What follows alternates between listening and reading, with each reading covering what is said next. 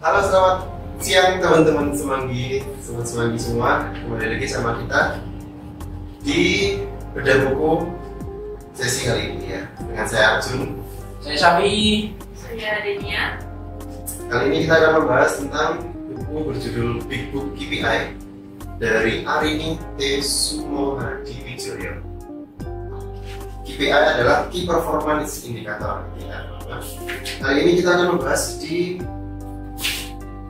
pertama, sistem manajemen kerja, di subbab B, yaitu pengertian sistem manajemen kinerja. Aku mau beri sinopsis awal dulu. Di sini pengertian dari manajemen kinerja adalah ilmu untuk menerapkan konsep manajemen guna mewujudkan visi dan misi organisasi dengan mempergunakan sumber daya di organisasi untuk melaksanakan kegiatan di organisasi secara maksimal. Jadi sistem manajemen kinerja itu fungsinya adalah secara sederhana menurut saya pribadi adalah untuk mempermudah sistem kita di dalam perusahaan supaya alur kegiatannya itu berjalan dengan lancar sesuai kinerja dari masing-masing SDM. Seperti itu. Lalu di bab ini juga dijelaskan beberapa siklus ya, teman-teman. Siklus manajemen kinerja. Oke, jadi kalau untuk siklusnya sendiri, kalau di bukunya itu ada sekitar 6 siklus ya. Jadi ada visi misi, kemudian penentuan sasaran perusahaan, kemudian ada eksekusi rencana, strategi dan monitoring kerja, kemudian ada pemantauan, evaluasi dan peningkatan kinerja, ada penghargaan dan konsekuensi, dan juga ada pertumbuhan. Nah, kalau kita berbicara tentang tadi sistem manajemen kinerja yang sudah disebutkan oleh Pak Arjun, definisinya yaitu untuk membuat perusahaan itu bisa mencapai visi dan misinya agar bisa terlaksana secara efisien dan juga efektif. Nah, oleh sebab itu di sini perlulah yang namanya alur dalam membuat sistem manajemen kinerja. Yang dari pertama tadi dari visi misi sampai di pertumbuhan perusahaan. Nah, di sini sendiri masih banyak kok langkah-langkahnya dalam membuat alur tersebut. Yaitu ada rencana jangka panjang, rencana jangka pendek dan lain sebagainya seperti itu. Jadi kalau menurutku pribadi itu memang sangat penting, sekali lagi sesuai dengan definisinya, yaitu agar perusahaan itu bisa mencapai goals, visi misi agar bisa berjalan efektif dan juga efisien.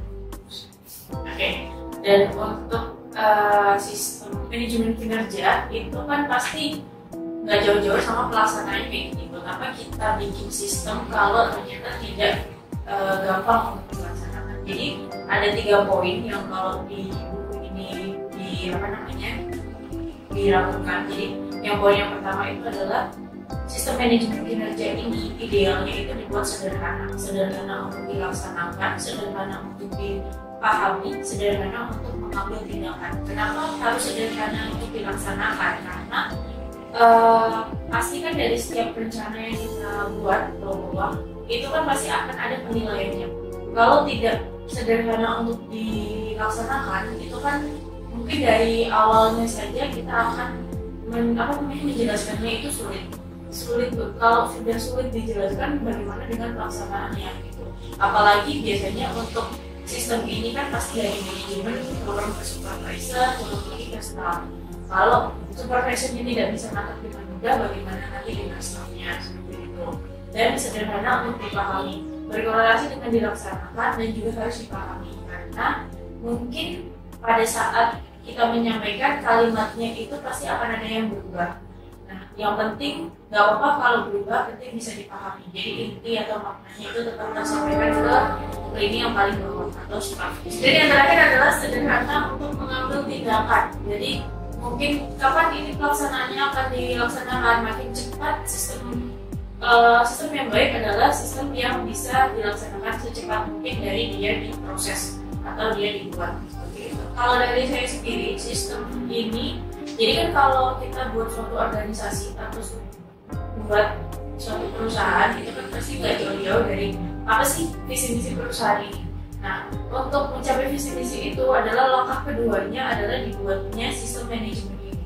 Karena tanpa sistem manajemen, apalagi seperti contoh perusahaan kita yang cabangnya ada banyak dan juga di beberapa kota, kalau kita tidak membuat sistemnya, pasti kita akan sulit untuk memantaunya. Nah, seperti itu. Jadi harus ada sih sistem ini.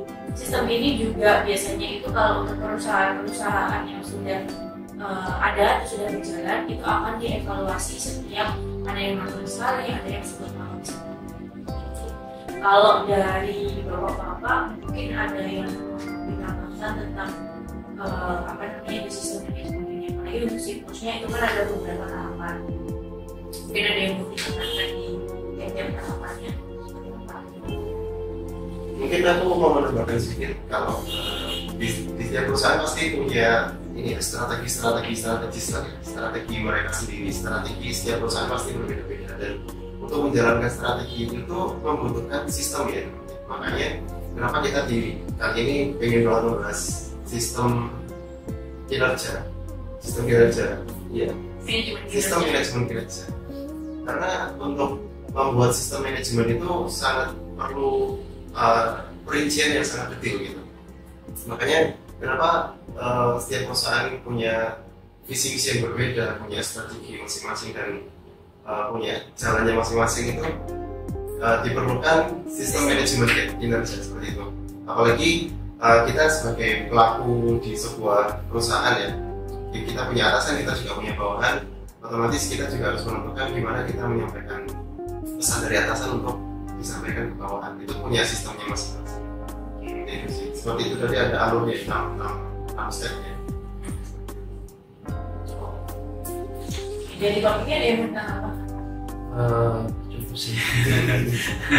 Karena sudah jelas banget tadi, udah dijelaskan teman-teman. Ya intinya cuma mau menambahkan bahwa sistem manajemen kinerja ini ada untuk agar karyawan yang ada di perusahaan tersebut tidak semena-mena gitu. Makanya oleh sebab itu dibuatlah sebuah sistem manajemen kinerja agar karyawan itu selaras dengan visi dan misi perusahaan yang ada.